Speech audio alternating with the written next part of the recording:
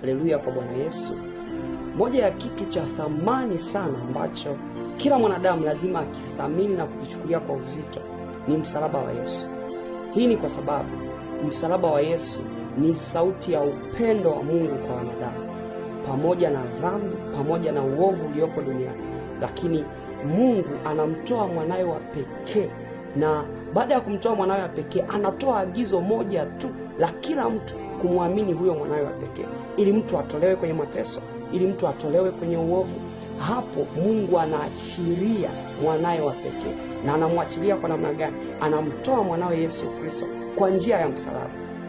Kitabu cha Yohana Mtakatifu sura ya 3 na mstari wa 16, Biblia inasema, kwa maana jinsi hii Mungu aliupenda ulimwengu hata akamtoa mwanawe wa pekee, ili kila mtu amwaminie asipotee, bali awe na uzima wa milele.